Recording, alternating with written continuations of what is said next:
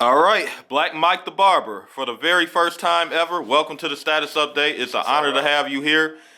You're J Main's barber. I met you through FYB J Main. Shout out FYB J Main. You have a very impressive resume with celebrities. You have ties to a lot of high-profile people around the city. You're good at what you do, if not one of the best barbers in the city of Chicago.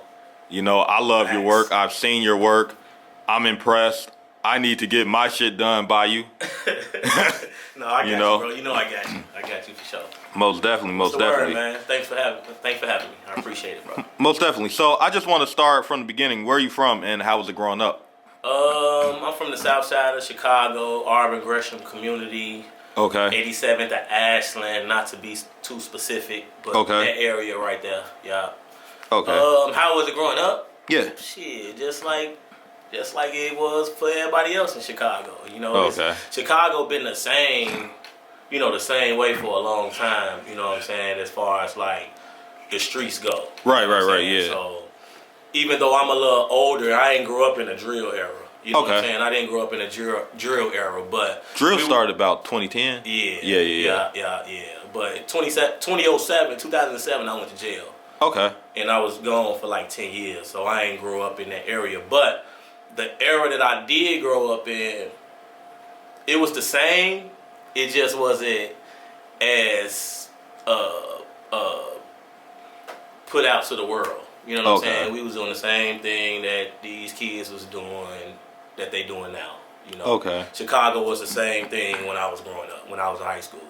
Okay, so Auburn Gresham, what was that area really like? Because I hear a lot of people talk about it, but I haven't really. I'm not from Chicago, so Auburn Gresham wasn't no better than Inglewood. You know what I'm saying? You know how people scream Inglewood when they think about Chicago. Mm-hmm. But Auburn, as far as violence go and gang activity and stuff like that, Auburn Gresham was the same way. You know, we just didn't have big names and certain people come out of Auburn Gresham to make it known. And just and also our neighborhood looked good. Okay. We got green grass and shit, nice houses. Yeah, I heard about that. Yeah. So it just looked like it's cool, but it really ain't. You know what I'm saying? It's the same thing. Okay. So now in an interview with FYB J Main, he had a lot of us thinking you were actually from Oblock. So I always thought like, damn. He called me an honorary Oblockian. Okay. That's what he called me, an honorary Oblockian. Okay. And I get what it's kind of true because around 5th grade, me and my little brother and my stepsister was kicked out of the elementary school in Auburn Gresham. Okay. Which was Fort Dearborn. Okay. And we ended up going to Dulles Elementary, which is in Parkway. Okay. Better known as Oblock. Okay. So we kind of grew up like, our early preteen years to probably our adult years back and forth. You know what I'm saying? Affiliated with people in Oblock, but Parkway back then, and, Auburn Gresham as well. Okay. Auburn Gresham is home, by the way. You know what I'm saying? It's not Oblock. Okay. But my homies, a lot of my homies I grew up with and respect, and I still rotate with, they still come get haircuts by me. Okay. They from Oblock. You know what I'm saying? They OGs though, not none of the kids. Okay, so you don't get caught up in the bullshit that happens in Chicago, like with the rappers and stuff like that. Okay. I'm a barber, bro. Like because it's like I gotta affiliate myself with a lot of people. You know what I'm saying? And then you know how Chicago is. Even though you ain't from Chicago, you know how it go. When you might affiliate yourself with this person. Yeah. Even if it's just doing business with them. Right. Certain people might feel away, you his barber, so I stay out of that type of shit. You know what I'm saying? Which is why I never even tried to reach out to like certain artists from certain areas. Right. It's just so much as if you're even seen with a motherfucker too much on camera, people can tie you to that person. Yeah. Like that's your homie. Yeah, like more than 3 times, different occasions. You done cut this nigga hair 7 times this month. That's gotta be your homie. You gotta be with shit he on. That ain't how it work with me. Yeah, definitely. Which is why a lot of times, the people I work with don't really last neither though. You know what I'm saying? Like, a lot of that shit don't last long at all. And I just don't direct my attention to those type of people. You know what I'm saying? So. Okay, so now you have a affiliation with Oblock. You know, I know guys like Slutty, RP to him. Yeah, that's my dog. Yeah. Money, Ike. Yeah, him too. Who all have you worked with and did cuts for, as far as like Just Chicago, period, or Oblock? Oblock? Really just the older guys. You know what I'm Okay. saying? Really just the OGs from Oblock. You know what I'm saying? Shout out to my boy Double, SP. Okay. Like I said, Slutty was my dog. He damn near gave me my name when we was kids. You know Black Mike? Black Mike, yeah. Because it was like 3 or 4 of us running through Parkway. Okay. And I was the black one. So, you know what I'm saying? I can remember that day, you know what I'm saying? Oh, As wow. kids in the hallway, like 13, 14 years old, like, you Black Mike, you this Mike, you that Mike. You know what I'm saying? So, Yeah. yeah. And I feel like a lot of people, let me just say this too.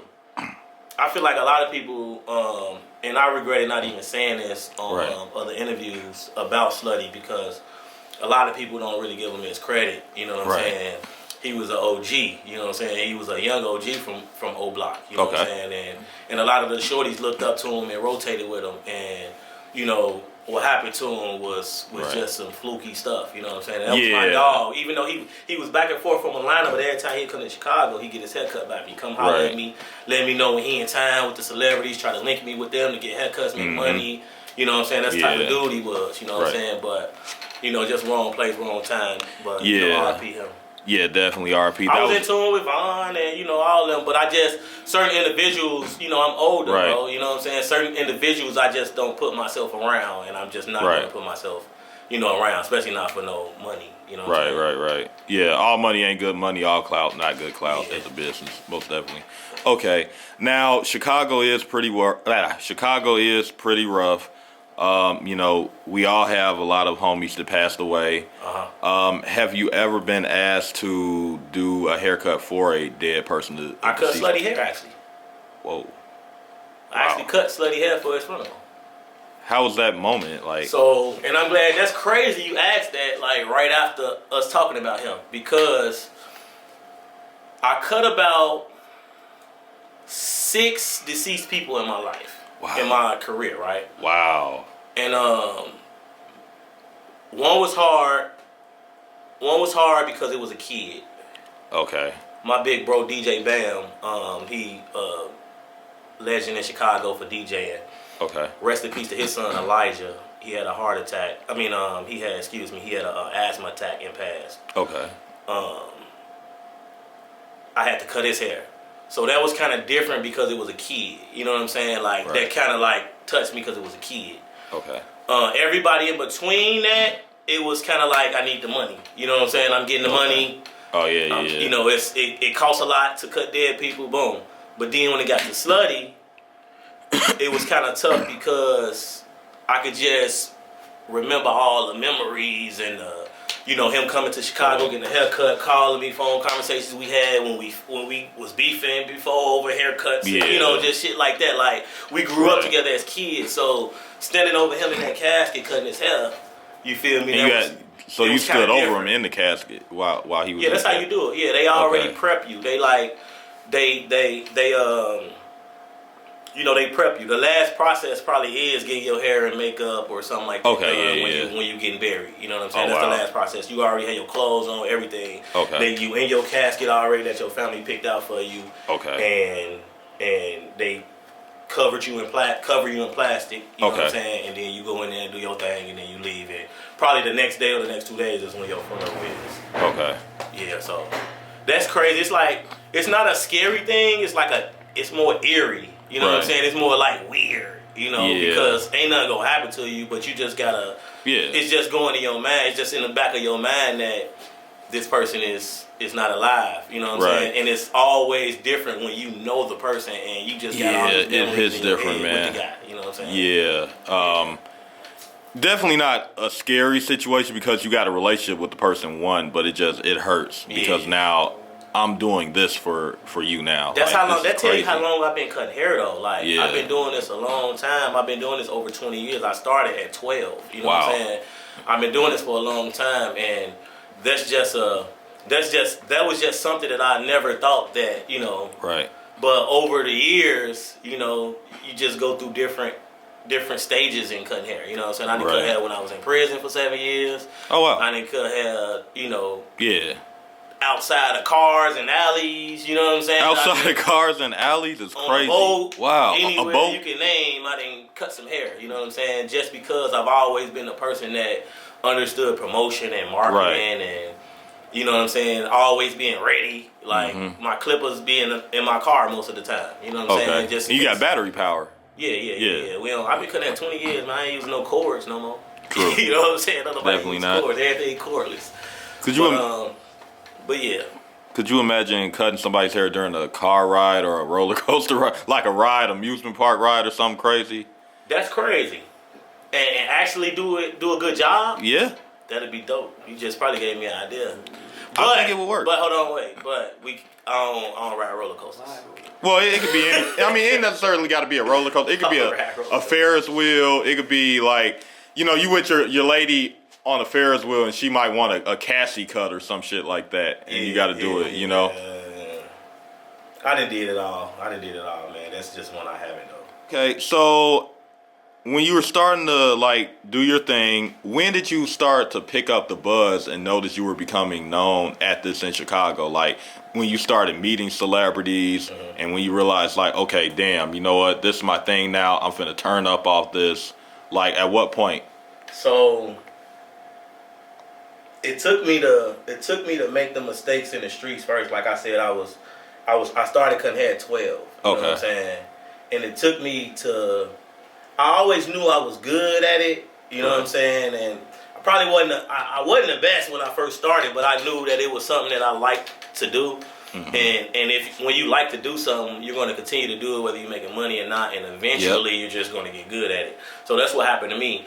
But by that time, by the time I felt like I was like, okay, super good at this, I was also running the streets, you know what I'm saying?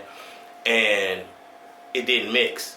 You feel me? So to answer your question, I didn't really start taking off and becoming the person I am until I actually got convicted for a battery with a firearm. Okay.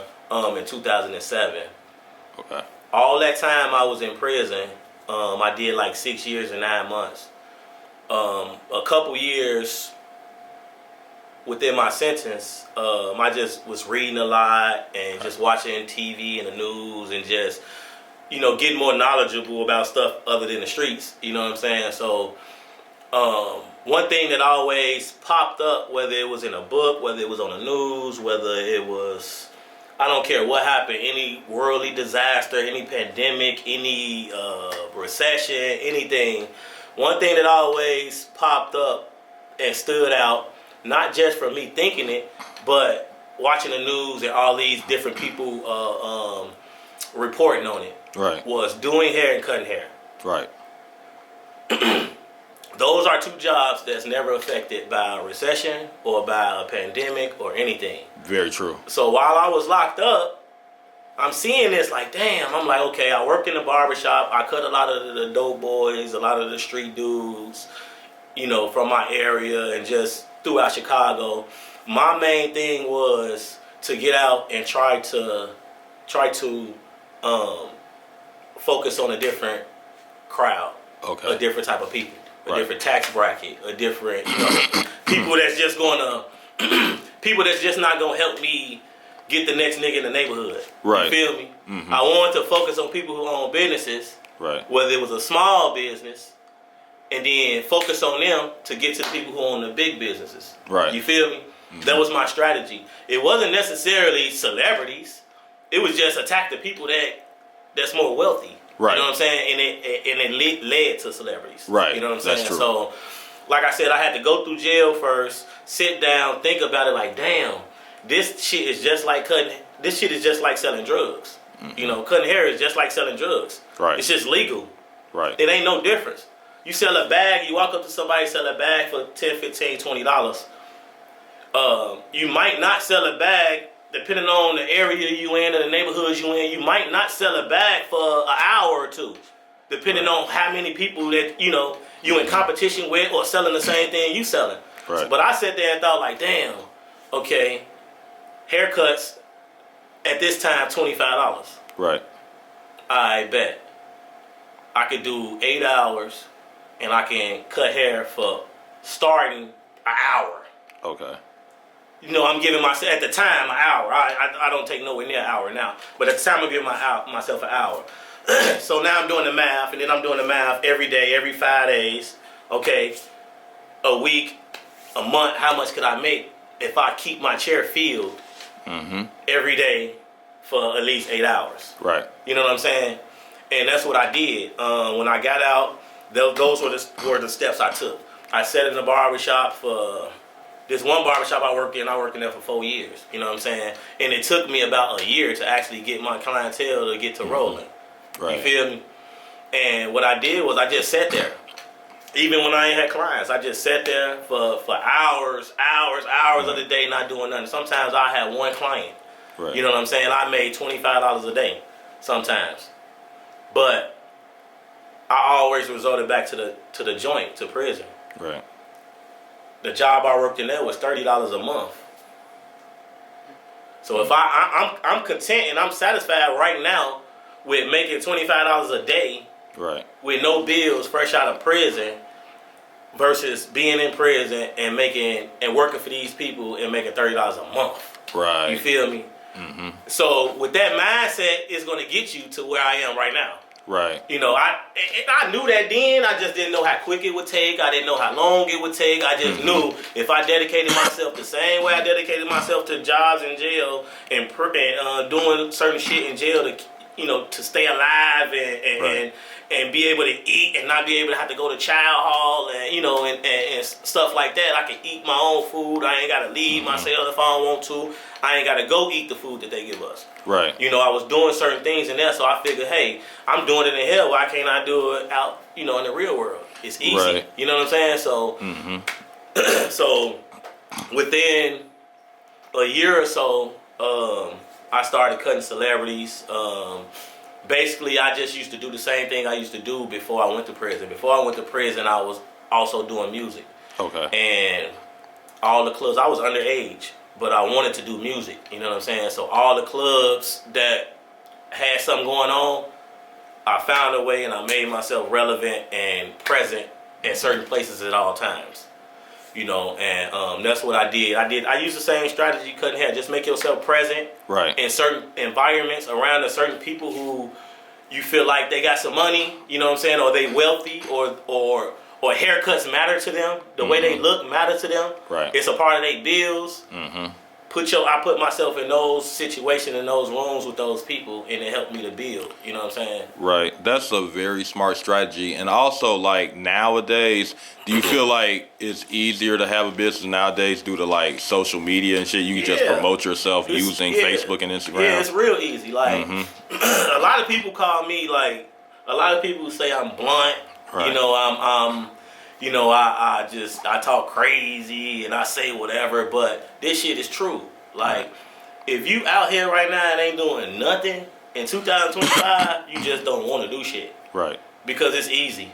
Like, it's easy. Like, people just want more or too much at a quick time, at a quick pace. You know what I'm saying? That's the problem. You ain't gonna get rich overnight. Right. But it's in 2025 with all the social media and everything that they got going on now. It's easy to just live. Right.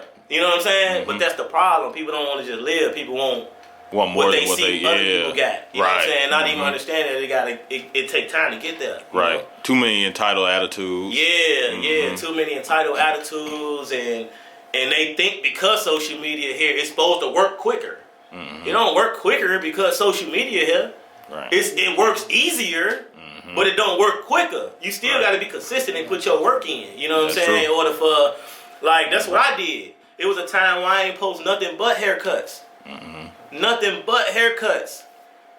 And not even just haircuts. My daily life, singing in the car. Yep. You know what I'm saying? My son. Like, you got to understand how you got to... You gotta find ways to get every audience. You know what I'm saying? It ain't gonna be just people that mess with you because you cut hair. It's gonna be people that mess with you because you handsome. Right. It's gonna be people that mess with you because you're a good daddy. Or because you can cook good or something. You're gonna have followers because you love your girl. Yeah. It's you gotta be willing to show everything. You know what I'm saying? Right. So and that's what I did. That's good advice. Yeah, that's what I did. Like I showed everything. You know what I'm saying? Like, of course, not 100% of the stuff. You know, because stuff just not supposed to make the internet. But yeah. For the most part, 80% of this of my life, my daily life, I posted it when I got out of prison. You know what I'm saying? Right. All my accomplishments, everything. You know what I'm saying? Even if it wasn't big to somebody watching it, it was big to me because of where I came from. Yeah, you know what definitely. I'm saying? And how I, the routes I took to get to where I am. Right. Definitely. Okay. So now, was there ever a time where you probably got a client that you didn't like working with them or didn't like doing services for them? Yeah, all the time. Oh, damn. But not now, but in the beginning. Yeah. Because this was another strategy I had, right? Right. I feel like in order to grow, you got to go through, the bad parts in any business. Like, just say, for instance, you've been a cameraman, you've been a vlogger for a while. Right. For years. Mm-hmm. It's been times you went on in certain people's areas. And I didn't want to be there. And you ain't want to be there. Right. You had to ignore this nigga for steady cracking jokes about you, or he think you a lame or goofy, or you a cameraman, or you know all what I'm saying? Like, barbers go through that shit too. Yeah. You feel me? Like, we go through the same shit any other business go through. You feel me? Like, it's been times in the beginning, not the beginning of my career, but I can say the beginning of my career was when I got out of jail, even though I've been cutting hair for years. But the beginning of my career and the making of Back Like the Barber was 2014 when I got out of jail. I accepted so many niggas that I didn't want to cut, bro. Right. You feel me? I accepted so many niggas that I didn't want to cut. Like, to the point to where I was stressing, I was, you know what I'm saying? But let me tell you how business work. You open the door for one person, right? Mm-hmm. You might not rock with that person. You might not really rock with him. You know what I'm saying? It ain't about the money or nothing. He pay you good. He consistent, everything. But this nigga might have an attitude problem every time he sit in the chair. And when you cut his hair, you can feel it. Yeah. He might be a nigga that want to be on the phone arguing with his girl all the time while he's getting a haircut. He can't sit still. Right. He might be a guy that don't wash his head. Yeah. He might be a guy, and all this is shit that I've been through. He might even be a grown-ass man that's got slob and nasty shit behind his ears, and when I go around his shit with the clippers, it stink. He might be that dude. Oh, wow. A ringworm or something? You can't cut a ringworm. You can't cut nothing contagious. Okay. Oh, okay. But I'm just saying, like, niggas that don't clean themselves properly. Niggas get in the shower and wash their nuts and they, under their arms, but they forget their ears and in their ears, and you know what I'm saying? Like, it's like people that, my bad, my glasses came on. But it's people that don't, that don't know how to properly, but I'm saying that to say that this is how business work. Right. You accept people.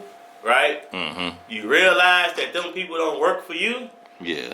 But you also got to know when to cut it off. Right. Because that person that you don't rock with, somebody saw his haircut. Mm-hmm. And now they coming to you off of him.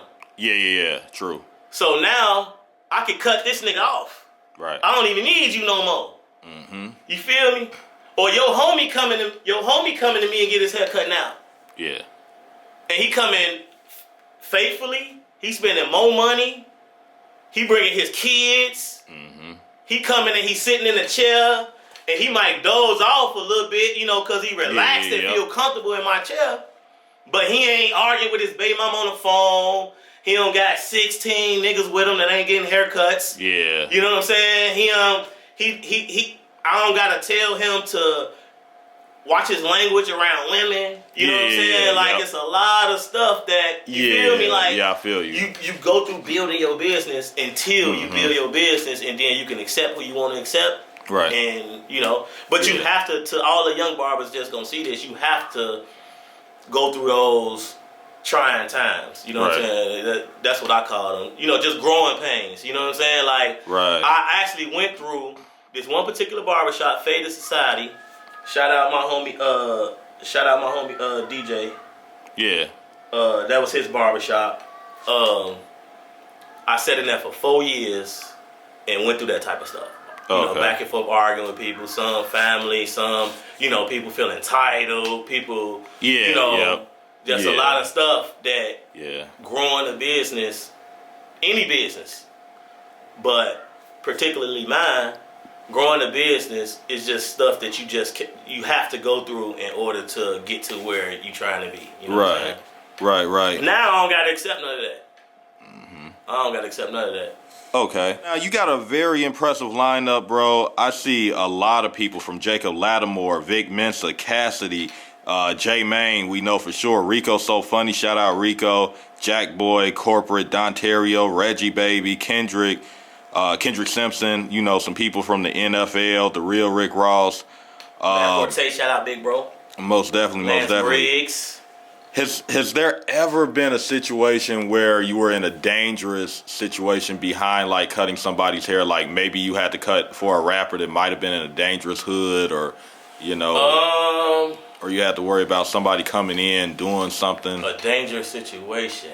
Yeah, not for you, but like for them. But you're in the crossfire. Yeah. I mean, I've never put myself, with the wisdom that I got and the stuff that I've been through, you know what I'm saying, throughout years, I've never purposely put myself in those, you know, and knowingly, like, hey, pull up to here. The ops might shoot this house up, but I ain't never ain't doing that. Hell no, not for no money. But I have had people pull up to sketchy places, you know what I'm saying, and I had to, you know, keep my eyes open, you know what I'm saying, and as soon as I'm done, pack my shit and get right out of there, you know what I'm saying, just in case, you feel me? Right. Because a lot of times, you know, not just Chicago, but throughout the world, but mainly Chicago, everybody got a gun. Right. So me thinking how I think, if I come to wherever you call me to come cut your hair, and everybody got guns in here, more than likely y'all some dangerous motherfuckers, or this is a dangerous area. Right. You feel me? So just put two and two together. I guess to answer your question, I guess you could say, I pulled up to, you know, situations, but not knowingly or not purposely. You know what I'm saying? Like, I know the individuals I'm dealing with, you know what I'm saying? But, you know, that's just how it is, though. Like, in Chicago, you know, period. Like, anybody could. You know that. You know, you're not from Chicago, but you ain't that far. Right. You know? Anybody. Like, you could be a lady that sell clothes and have park on the side of the street. You know what I'm saying? Or you could be anybody. You know what I'm saying? And you'll end up in a dangerous situation. Very true. Know? Okay. So now you're tied in with people like FYB, J Main, and a whole lot of public figures. Are you willing to go on tour with somebody, like if Jacob Lattimore or J Main asked you to go on the road with them for a month? You know, you're going to be in Texas tomorrow, Atlanta the next day.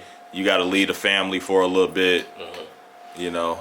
That's actually my goal, because that's actually one of my goals as I'm approaching the end of my barber career. You know what I'm saying? I feel like I'm approaching the end of my barber career with a lot of other stuff I got going on. My son's youth hip-hop career. And stuff like that. That's more of what I need to do anyway. You know what I'm saying? I need to lock in with one or two people and get them big checks, because... Right. And then just leave a lot of, you know, clients and knowledge and stuff like that to the up and coming barbers. You know what I'm saying?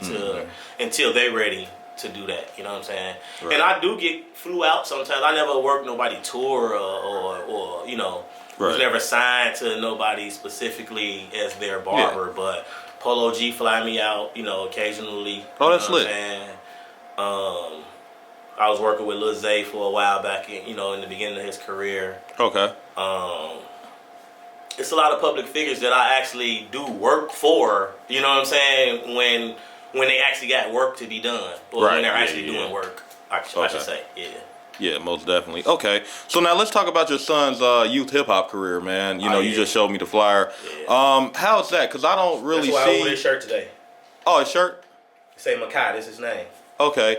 You know what? I want to actually. You didn't notice that, did you? No, I didn't notice.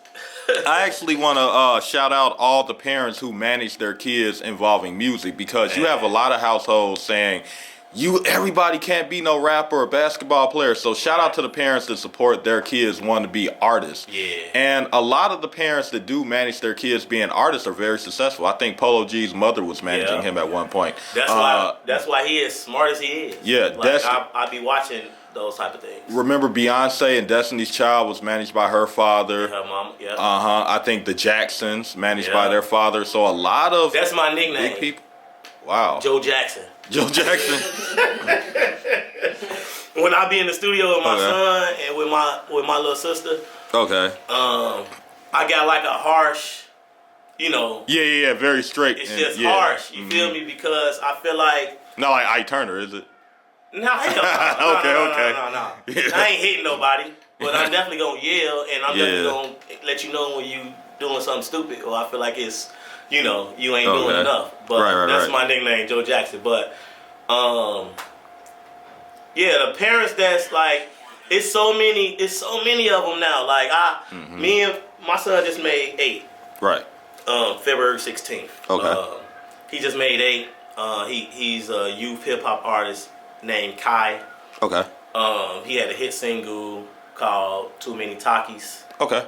The video went viral everywhere. Okay. He's up and coming in Chicago. He won the Hip Hop Youth Awards last year. Congrats. This year he's hosting the Hip Hop Youth Awards. Okay. Him and his co-host Jackpot Jigga was just featured on WGN TV Morning News last week as well. Okay. Speaking about it. Shout out to his mom as well too, from Final Explosion, and just the person who runs the whole Chicago Youth Awards, Miss Walker. Okay. But you absolutely right about that. Like, it's so many parents and stuff right now. I'm just so proud of the people that's pushing their kids, because I feel like that's what went wrong. Right. You know, with the last generation. Right. You know what I'm saying, of music, because. The new generation of music and the kids that's coming out, we're not allowing our kids to promote no dumb shit. Right. We're not allowing our kids to promote no violence. We're not allowing our kids to promote sex too early. We're not allowing our kids to promote nothing but kid things. Right. And that's what we trying to get across to these parents. You know what I'm saying? Not to the parents, because the parents understand, but that's what we're trying to get across to the kids that's in their generation, that if you want to do music, you don't have to do music. You don't have to play sports. Right. You take up a trade, you know what I'm saying? But if you happen to take a liking to doing music, whether it's singing or rapping, you do not have to rap about what you've seen. You know what I'm saying? And what's been out for the last 10, 15 years. I'm not knocking none of them guys. They paved the way for Chicago and everything, but it's just time to change the narrative. You know what I'm saying? And that's what me and a lot of these other parents are pushing, you know what I'm saying, with this Hip Hop Youth Awards. Most definitely. So now, what's up next for Black Mike the Barber, basically? So you're a barber and you manage, basically. Can you see yourself and your son growing up and having a label together, managing talent? Oh yeah, that's the goal. Okay. That's the goal. My goal, personally, is to change the narrative of music. Okay. Like, I'm 37. Right. I grew up off of love music. You feel me? Like, just happy music, just music that didn't make you want to shoot no motherfucker when you left the club. Right. You feel me? Music that didn't make you want to kill yourself. Right. Music that didn't make you want to crash out. You know what I'm saying? That's the type of music that I grew up off of. And I feel like with this new generation of music and kids that's coming up, it's coming back out. And it's time to come back around. You know what I'm saying? So, what was your question? You said, can I see you and your son having a label one day? But that's the goal. Like, eventually, you know, all the cash monies and you know, all the new labels and stuff like that. I want to be one of the guys who has the label that went in a different direction. Right. and made it, and it was still good. You know what I'm Right. saying? Like, it was still good. You know, like, you can listen to kids talking about playing in the park, getting good grades. Yeah. You know what I'm saying? Like, taking care of their parents. You can listen to that. That's the music that should be on the radio, if you ask me. Yeah. You know what I'm saying? So that's my goal. Like, and I'm not downplaying nobody that talk about. You got to talk about what you've been through. You know what I'm saying? I still do music sometimes too, and I talk about what I've been through. You know what I'm saying?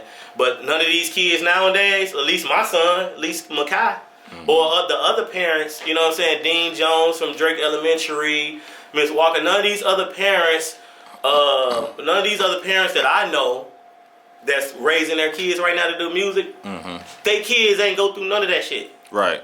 They kids never went through anything we went through. Right. They kids ain't been to jail yet. These kids ain't nothing. You know what I'm saying? So why even even teach them anything about it? You're gonna rap about what you've been through. Right. That's true. And that's playing in the park, getting good grades.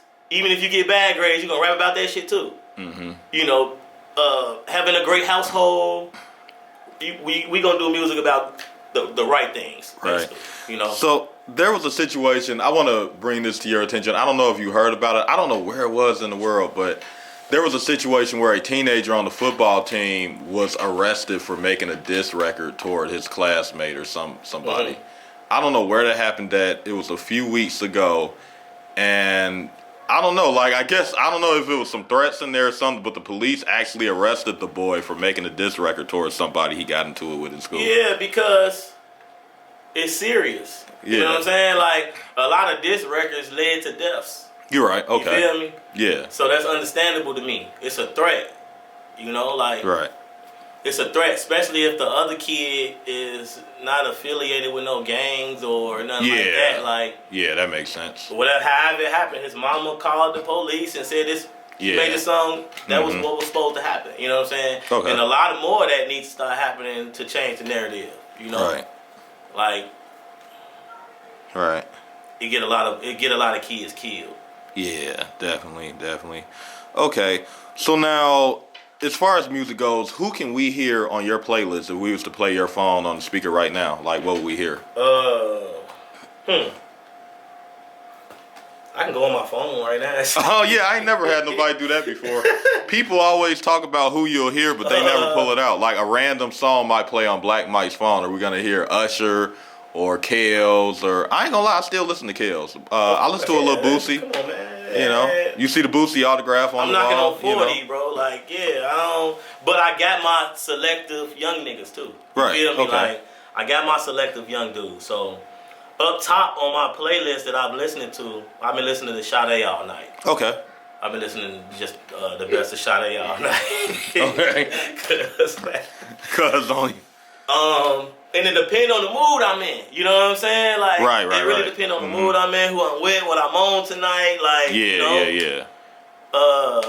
MAF T-Ski. I like Star Bands because of my son. My son put in my Yeah. J-Man just did some work with her too. Yeah, I went to her birthday bash. I took my son to her birthday bash. Okay, yeah. Shout out Nike, my boy Nike. That's her manager. Okay. I like a lot of the Detroit rappers. Okay. I like a lot of the Detroit rappers, man. They like Vezo. Yeah, Vezo. Okay. My son Sada Baby. J-Man just did something with him. I like Skilla. I like Tay B. I like a lot of the New York rappers. No, not New York. I like a lot of the down south rappers, and I like a lot of the Detroit rappers. Okay. I just feel like the camaraderie is what we don't got. Right. You know what I'm saying? Like, it's a lot of people in Chicago that's not on right now because we're not like the other cities. You know what I'm saying? Yeah. As far as like, you know, just cuffing each other up, and, you know, just, you know, working together. Yeah, and the thing about Chicago, even if they're not beefing, they refuse to cuff people unless it's their homies. Yeah. So, yeah. People be scared to act or get in the middle or something. You know what I'm saying? Like, versus just stay one-sided. Like, your beef with dude ain't my beef with dude. You know what I'm saying? Like, so that stops a lot of people from growing and going a lot of places. You know what I'm saying? Duck was cold. You know what I'm saying? Definitely. Like, Duck was raw. He should have been further than what he was. You know what I'm saying? But it was the industry thing. You know what I'm saying? Yeah. A lot of that stuff play a part. You know. Yeah, a lot of times, like when the person you're into it with has more power, you know, Yeah. things like that happen. I listen to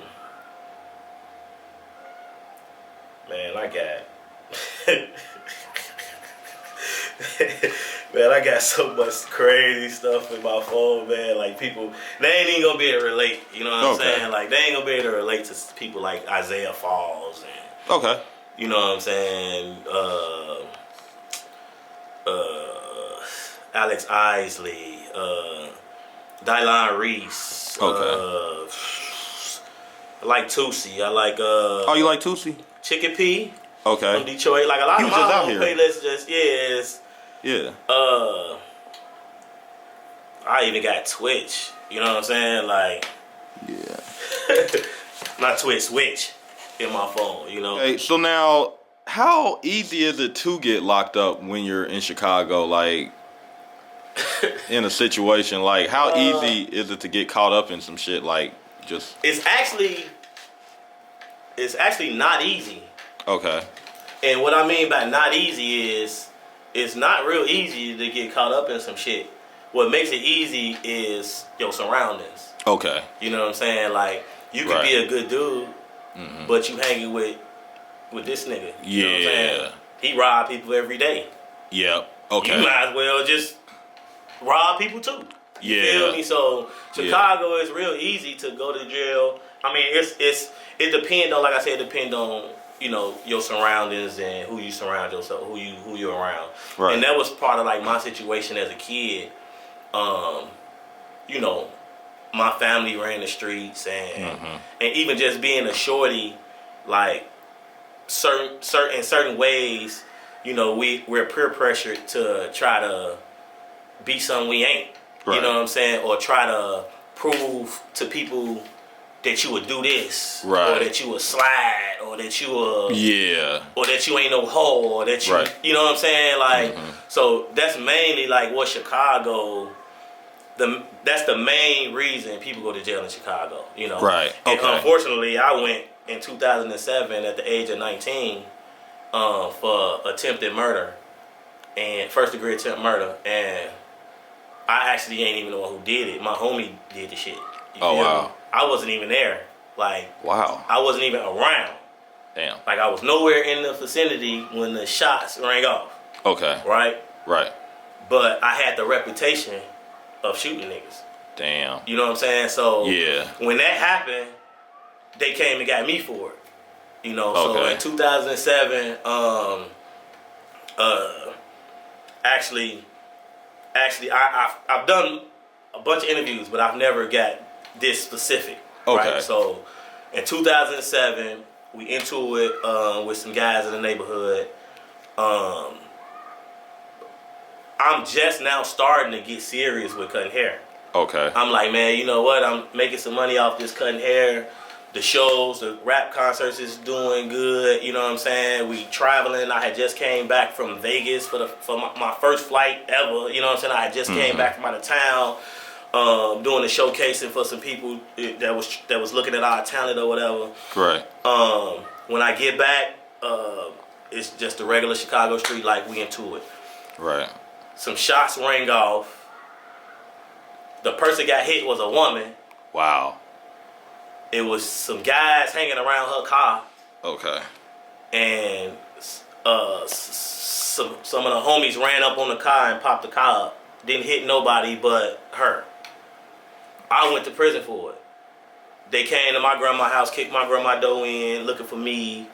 You know what I'm saying? And just because these were your homies and you're known for it. Just because they knew my name, and my name was ringing at the time. Okay, you know, my name was popular at the time, as far as doing the stupid shit that that I was doing, and that these kids doing now. Right. You know, so when the name came up, it was Lil Mike. The girl who got shot went back and told her parents. Okay. And her parents, of course, went back to the police and told them. Right. So now the police knocking my grandma door in, looking for me, all through the neighborhood looking for me for this shooting. You know what I'm saying? And I wasn't even the one even there.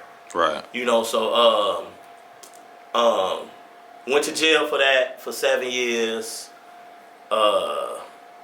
Didn't tell on nobody. Stayed solid, of course. Had a lawyer. Rest in peace to my grandma. She got me a lawyer. A lot of my other family members helped. You know what I'm saying, to make sure I had the mouthpiece to speak for me. You know what I'm saying, and yeah, that was it. You know. Okay. Now that just brings me to my next question. You know, getting on the rappers in Chicago, a lot of rappers. I've heard Famous Dex do it. A couple. So we were talking about, you know, how easy it is to go to jail in Chicago, you know, your situation, of course, you know, and I was going to ask you, you know. Bad company corrupts good character. Right. It's my favorite Bible scripture. Right, definitely. So I was going to ask you, like, you know, with the self-snitching and things like that, do you think a lot of these people's homies get them in shit? Like, if you listen to a rapper and they talk about, like, a certain name they call when they see a op or, you know, some shit like that, do you think you're making your homie hot? If you're a turned up rapper and you keep on saying this person's name, he does this whenever y'all see an op. I call such and such. I call such. Yeah. That's snitching. Okay. Yeah, that's snitching. There's a form of, yeah, okay, that's okay. A form of, it's dry snitching. Right. That's what unks, I'm a unk. Okay. That's what unks call it. Dry snitching. You dry snitch. Stop saying bro name in your songs. Right. You feel me? Like, plain and simple. That's telling. Mm-hmm. You know, but a lot of people get snitching like mixed up with stuff. Like even in my situation, like not to keep bringing my situation up, but in my situation with my case, I wasn't even around. Right. So technically, I could have told on the motherfucker. Right. Cause I wasn't even present at the time. And you'd have been in the right to do it. You know what I'm saying? Mm-hmm. But it don't work like that nowadays, and it wasn't working like that back then. Nothing new under the sun. It's been snitching, been going on since been snitching. Right. You feel me? But the only difference now is that we're able to broadcast it. We're able to pull up people's paperwork. We're able to, you know, put it on the internet. We're able to send a mass text out. We're able to, you know, come do interviews raise awareness, with people like you and be like, yeah, bro, I got the paperwork. You know what I'm saying? Yeah. But my thing is, the way my mindset is now, don't do shit around me that I don't got no knowledge of. Right. You feel me? Because you got to think, people got real bills to be paid. People got kids people that rely on them. You know what I'm saying? You got people that, so if you caught in a situation, this is to all my young guys, just don't put yourself in those environments. You know what I'm saying? When you put yourself in those environments, knowing that something's bad gonna happen, you gotta keep your mouth shut when the bad shit happens. Right. But if you go into a situation and somebody acting off emotions or impulse or whatever and do some dumb shit and then y'all get caught and you ain't inform that person or you ain't inform me, it's not snitching if you tell on them. Right. You know what I'm saying? It's not snitching if you tell on them. Right. Because that's the type of time I'm on nowadays. Because you didn't know. You didn't. Don't do anything to me or around me or why I'm around because I'm telling. Because you know why? My son don't need to fucking see me in jail. Right. I don't need to put myself in prison where my baby mama sending me money or I got to call my brothers and everybody else to send me money. You know what I'm saying? As a grown man. I'm doing this for them now. I'm helping people and taking care of certain people now. Right. People rely on you. You feel me? So that at a certain sense. age, you shouldn't even put yourself in those situations. You know what I'm saying? And in order to even have to snitch. Right. You know what I'm saying? Because that's what I'm on. You do anything around me at this age I am, I'm telling. I'm not finna be missing my son. Right. That's true. I'm not finna be. His career is not finna be on hold because I'm hanging with the wrong nigga and I know he got a gun in the car, or I know he gon' if the police pull us over, I ain't worried about you having no gun in the car. That's cool. Right. Have your gun in the car. That's cool. But when the police pull us over, tell them it's your shit. Right. And we good. That's true. You know what I'm saying? Like, I ain't telling nobody not to have their protection. Take their weight as a man. Right. I took my weight as a man. I wasn't no angel when I went to jail. You know what I'm saying? Like, them people said my name for a reason. You feel me? They said my name for a reason. But I wasn't no angel. So I took my weight for the shit that I've done. And what I did my time and got out and just became a different person. You feel me? Okay. But I'll never do it again. I'm going to tell you that. I'll never do it again. Hey, look. These shorties need to understand, like, these streets ain't the same no more. You know what I'm saying? You going to go to jail and you going to keep your mouth shut for a nigga that feelings going to change about you within the next 2 years after you got 100 years. That's true. People that's going to forget about you. Or you going to get out. Like, I did 7 years for my mob, and a nigga, I got out of jail, and some niggas talking shit. Some niggas talking about me. You feel me? Like, you don't wanna have a feeling of doing that type of shit and then regretting it. You feel me? Right. Like, I don't regret it, but I know now, and that's the knowledge that I'm trying to give to the shorties to help them and catch them before they do some stupid shit. Right. Or before they end up doing 7 years like I did, or 20 years, or 50 years, and then they get out and then be like, damn, I did all this motherfucking time. You could have been doing, And these niggas ain't sent me no money. Right. They ain't motherfucking, they took care of my mama. Right. They ain't did nothing. And then on top of that, when I get out, they don't even like you. You know what I'm saying? When you get out, they ain't even gonna like you if you change. You know what I'm saying? These niggas ain't even gonna fuck with you. Right. If you start getting some money the proper way, taking care of a family, having a girlfriend, doing some real, man shit, and start, progressing in life, even through your downfalls and even through everything you went through, niggas is not gonna like you.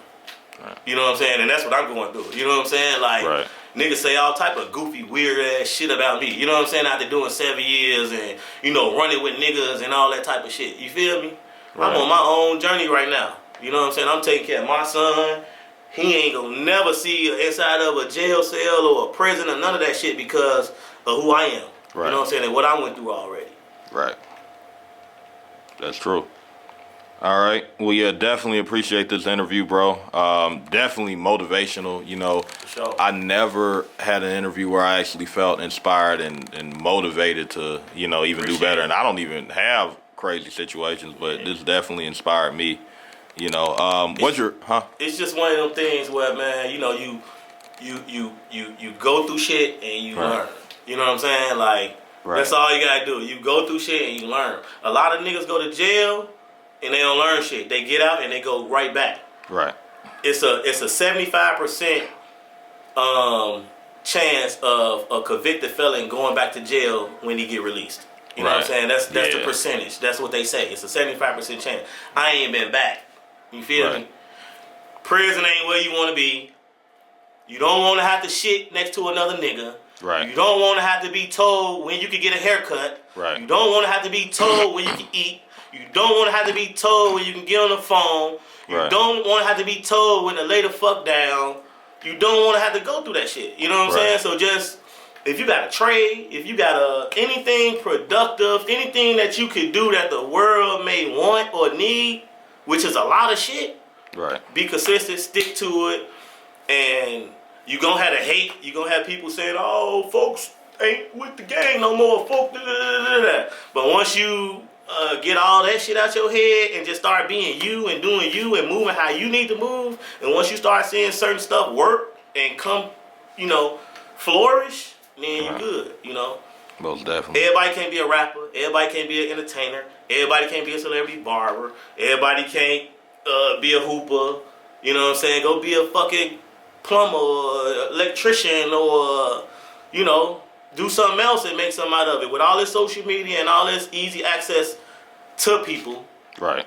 You can start a business and it'll grow in no time, as long as it's in your heart and you stay consistent. Right, most definitely, bro. So what's your social media if anybody wants to reach out? Black Mike the Barber. That's Black Mike D.A. Barber, not T.H.E. Barber. Okay. Black Mike the Barber. That's on all platforms. No spaces or underscores? No spaces or underscores. Okay. Make sure y'all follow my son, too. Okay. And It's Kai's World. Okay. On all platforms, TikTok, Instagram, everything. It's Kai's World. He the next up. Can we zoom in on that? For sure. He the next up and coming youth hip hop artist out of Chicago. Make sure y'all pull up July 27th Okay. for the Chicago Youth Awards, man. We nominated a lot of kids that needed to be seen and focused on in Chicago. A lot of the kids are hip hop artists, only rapping about positivity. Okay. Singers, influencers. It's a lot of different categories. Just go to the website at finalexplosion.com. Nope, it's Final Explosion ENT actually. Final Explosion ENT.com and vote and pop out to y'all July 27th. The Chicago Youth Awards hosted by Kai, the Taki Kid, my son. And to all the kids and all the youth out there, man, just make sure y'all stay positive. Don't fall for the peer pressure, the shenanigans, the shit that look good. Just stay positive, and that's it. Most definitely.